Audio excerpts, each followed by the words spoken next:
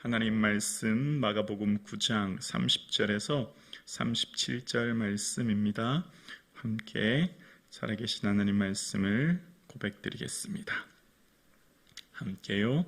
그곳을 떠나 갈릴리 가운데로 지나가실 예수께서 아무에게도 알리고자 아니하시니 이는 제자들을 가르치시며 또 인자가 사람들의 손에 넘겨져 죽임을 당하고 죽은 지 3일 만에 살아나리라 한 것을 말씀하셨기 때문이더라. 그러나 제자들은 이 말씀을 깨닫지 못하고 묻기도 두려워하더라.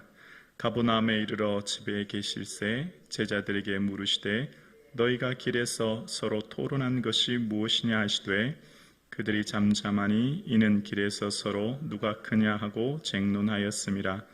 예수께서 앉으사 12 제자를 불러서 이르시되 누구든지 첫째가 되고자 하면 뭇 사람의 끝이 되며 뭇 사람을 섬기는 자가 되어야 하리라 하시고 어린아이 하나를 데리고 다가 그들 가운데 세우시고 안으시며 제자들에게 이르시되 누구든지 내 이름으로 이런 어린아이 하나를 영접하면 곧 나를 영접함이요 누구든지 나를 영접하면 나를 영접함이 아니요 나를 보내신 이를 영접함이니라. 아멘. 예수님 더욱 사랑하시고 예수님 바라보시는 이 하루 되기를 주님의 이름으로 축복합니다. 아멘. 하나님 나라는 세상의 나라와 다른 역설의 원리가 담겨져 있습니다. 하나님 나라는 주님을 위해 낮아져야 높아지고 버려야 얻게 되며 약할 때 강하게 되고 죽어야 사는 것이 하나님 나라의 원리입니다. 예수님께서 하늘의 미랄이 땅에 떨어져 죽으심으로 온 인류를 구원하셨듯이 하나님 나라는 역설의 원리입니다. 그런데 이 역설의 원리는 깨닫기가 참 어렵습니다. 예수님께서 오늘 제자들에게만 특별한 비밀의 말씀을 이야기하시고자 해서 갈릴리로 가실 때 아무에게도 알리지 말라 말씀하시고 이제 제자들을 가르치시죠. 그리고 가르치실 때 처음 하시는 말씀이 아니에요. 이전에 주는 그리스도시오라고 하는 베드로의 고백 다음에 하셨던 순한 예고를 또 하시는 거예요. 31절에 보면 이는 제자들을 가르치시며 또 인자가 사람들의 손에 넘겨져 죽임을 당하고 죽은 지 3일 만에 살아나리라 한 것을 말씀하셨기 때문이더라 라고 말씀하십니다. 그러니까 예수님이 또 제자들에게 뭘 말씀하시냐면 얘들아 나 죽게 될 거야. 그리고 부활할 거야. 이렇게 얘기하시는 거예요. 근데 도저히 제자들은 이게 믿어지지 않는 거예요. 사람이 어떻게 죽어서 다시 살 수 있고 부활할 수 있지? 그러니까 제자들은 예수님께서 이전에도 말씀하셨는 것을 들었지만 그게 믿어지고 받아들여지지 않는 겁니다. 그래서 제자들이 32절에 보면 제자들은 이 말씀을 깨닫지 못하고 묻기도 두려워했다는 거예요. 더 자세히 묻는 것조차 그냥 회피했다는 거예요. 진짜일까봐 오히려 두려웠다는 거죠. 왜냐하면 우리는 예수님 통해서 뭔가 큰 덕을 봐야 되는데 예수님 죽으면 다 숲으로 돌아가잖아요. 이만큼 제자들의 마음이 둔해져 있음을 이야기하시는데요. 예수님 말씀하신 것이 믿기가 정말 어렵습니다. 정말 어려워요. 예수님 하신 그 말씀, 오늘 우리가 이렇게 새벽 예배를 나와서 예배를 드리지만 우리가 예배 드릴 이 새벽 예배 한 번도 얼마나 어려운지 몰라요. 예수님 하신 말씀이 믿어지고 그 말씀 따라 사는 것이 얼마나 어려운지를 우리는 제자들을 통해 알게 됩니다. 그러니까 제자들이 둔해서 알지 못하는 것, 마가복음 6장에도 말했지만 계속해서 그 말씀을 하고 있는 겁니다. 그러니까 제자들은요, 봐야만 믿는 사람들이었어요. 봐야만. 들어서 혹은 예수님의 무슨 이적을 보아서 혹은 오병이어 떡을 먹어서 믿는 제자들이 아니었어요. 그래서 나중에 예수님 부활하셨다고 하니까 도마가 나는 못 믿겠어. 나는 예수님 옆구리에 손 넣어보지 않고 못 믿겠어. 그렇게 말하지 않습니까? 그때 예수님께서 도마에게 말씀하시죠. 도마야, 넌 나를 본고로 믿느냐? 보지 않고 믿는 자가 복되다. 그 말씀하시죠.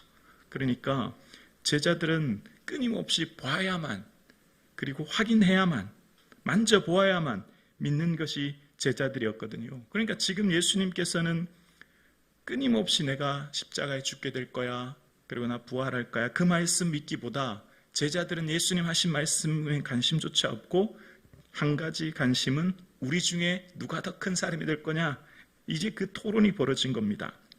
33절과 4절에 보면 가버나움에 이르러 집에 계실새 제자들에게 물으시되 너희가 길에서 서로 토론하는 것이 무엇이냐 하시되 그들이 잠잠하되 이는 길에서 서로 누가 크냐 하고 쟁론하였습니다. 예수님이 가버나움의 한 집에 들어오셨어요. 그리고 제자들에게 물어요. 얘들아, 너희들 길에서 무슨 토론하는 것 같은데 무슨 얘기한 거야? 그랬더니 이제 제자들 말이 서로 누가 크냐 쟁론하였기 때문에 서로 잠잠하여서 말하지 못했다, 그 말씀하는 겁니다. 예수님은 지금 예수님의 가시는 길은 죽음의 길이죠. 십자가의 길이에요. 근데 제자들은 예수님과 함께 예루살렘으로 가지만 몸은 같이 가지만 마음은 같이 가지 않았습니다. 예수님은 지금 십자가를 지시러 가는 것이 길이지만 제자들은 누가 더 크고 누가 더 높은 데만 관심이 있는 거예요. 예수님은 지금 십자가의 길로 내려가지만 제자들은 황제의 길을 찾고 있는 것을 봅니다. 제자들은 더 높아지고 더 많이 가지고 더 많은 사람에게 인정받는 그 길을 지금 가고 있는 거예요. 그러니까 예수님과 함께 예루살렘으로 걸어가지만 외형적으로는 같이 가는 것 같지만 전혀 같이 가지 않지요. 마음은 딴 구석에 있는 것을 봅니다. 제자들이 서로 예수님이 이 다음 로마를 무찌르고 하나님께서 새로운 나라를 이 땅에 세우시면 우리 중에 권력 서열 1위가 누군가, 누가 첫 번째가 되고 그 다음 2등과 3등이 누군가, 거기에만 지금 관심 있는 것을 봅니다. 여러분, 신앙생활 한다는 것 우리의 가치관이 바뀌는 거예요. 예수님을 믿는다는 건 우리의 삶의 목적이 바뀌는 거예요. 예수님을 믿으면서 여전히 누가 더 크고 누가 더 높아지고 더 많은 영향력을 나타내고 누가 더 사람들에게 지지를 받느냐, 이것은 세상의 원리죠. 예수님을 믿는다고 하는 것은 우리의 삶의 목적과 가치가 완전히 바뀌어지는 거죠. 예수님 가신 그 길을 우리도 걸어가는 것이고 예수님 하신 그 삶의 목적을 우리도 품는 것이고 예수님 가신 그 길을 우리가 걸어가는 거죠. 그래서 예수님께서 가시는 그 하나님 나라의 원리가 어디에 무엇이 어떻게 담겨져 있는지를 35절에 이렇게 말씀하십니다.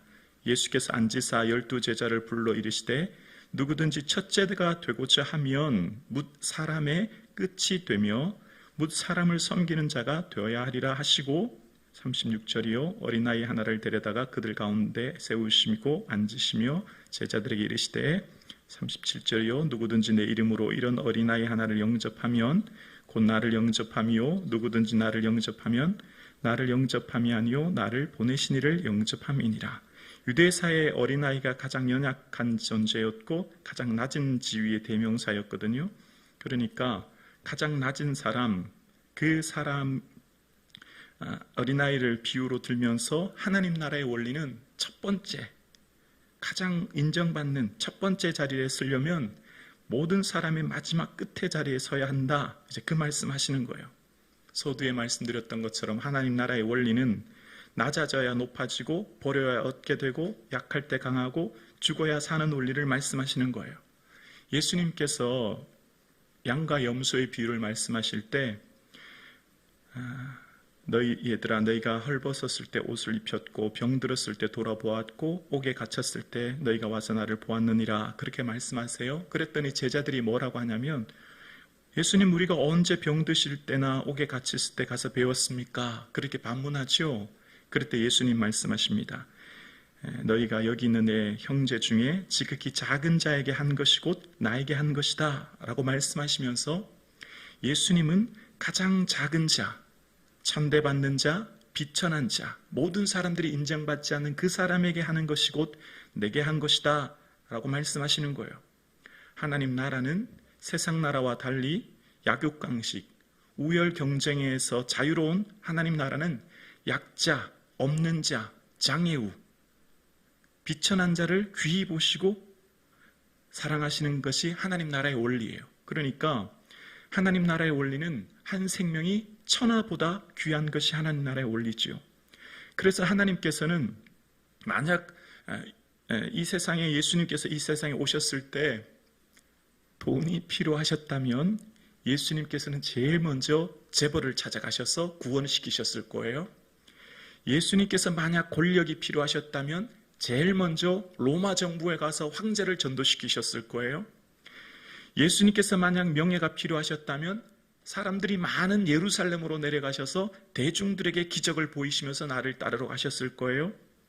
만약 예수님께서는 더 큰 사람, 더 높은 사람, 더 위대한 사람이 되고자 하셨다면 십자가에 죽지 않으셨을 거예요. 죽지 않고 그냥 이 땅에서 황제가 되는 게 훨씬 더 유명하고 권력 있고 높은 사람이 될 것입니다. 그러나 예수님은 장애우, 병든 사람, 가난한 사람, 귀신 들린 사람, 사회에서 인정받지 못한 사람을 찾아가십니다. 지금까지 예수님의 사역을 살펴보세요. 모든 사람에게 천대받고 인정받지 못하고 지지받지 못하고 어느 누구도 관심 기울이지 않은 장애우, 귀신 들린 사람, 가난한 사람을 예수님은 직접 찾아가셨어요. 왜요? 왜 그렇게 하셨죠? 하나님이 세상을 이처럼 사랑하셨거든요. 하나님이 이 세상 모든 사람들이 다 존귀해요. 하나님은 한 생명이 천하보다 귀하시거든요. 하나님은 장애우도 귀신 들린 사람도 로마 황제와 같이 똑같이 사랑받는 하나님의 사람이라는 거예요. 세상에는 우열 경쟁이 있고 세상에는 비교가 있고 세상에는 약육강식이 있지만 하나님 나라의 원리는 그렇지 않다는 거예요. 우리는 그의 만드신 바라 라고 말씀하셨죠. 우리는 하나님 만드신 걸작품이라는 거예요. 공장에서 막 찍어낸 상품이 아니라 하나님 한 분 한 분을 한 사람 한 사람을 존귀한 하나님의 사람으로 만드셨다는 거죠. 그래서 우리는 값으로 산 것이 되었어요. 예수 그리스도의 십자가 피 흘리심의 값으로 산 것이 되었기 때문에 우리는 우리의 삶 가운데 누구나 존귀한 하나님의 자녀예요. 그래서 더 큰 사람, 낮은 사람이 없고 더 위대한 사람, 더 비천한 사람이 없는 거죠. 모두가 다 하나님의 존귀한 하나님의 자녀인 거예요. 그래서 주님 보실 때는 더 큰 사람, 더 적은 사람이 없고 주님께서 보실 때는 지식, 소유, 성별에 관계없이 모든 사람을 다 존귀한 하나님으로 사랑하시는 겁니다. 오늘 함께 예배드리시는 사랑하는 성도님, 지금 예배드리시는 여러분은 하나님의 존귀한 하나님의 자녀인 줄로 믿습니다. 아멘이시죠? 내가 가진 것, 배운 것, 소유 아니에요. 나 자신은 하나님의 값주고 산 것이 되었고 성령님이 나와 함께 계시기에 하나님의 전이 되었습니다. 그러므로 나는 세상 그 무엇보다도 존귀한 하나님의 자녀이기에 우리는 하나님의 기뻐하는 하나님의 헵시바이기에 하나님의 기쁨이 내게 있기에 이 하루의 삶, 하나님의 모든 관심이 내 일거수일투족, 내 걸음걸음, 내 생각, 내 모든 것이 있음을 믿으시며 하나님이 나를 품고 안고 업고 계심을 믿고 주님 은혜 안에 감사와 기쁨이 충만한 이 하루 되기를 주님의 이름으로 축복합니다.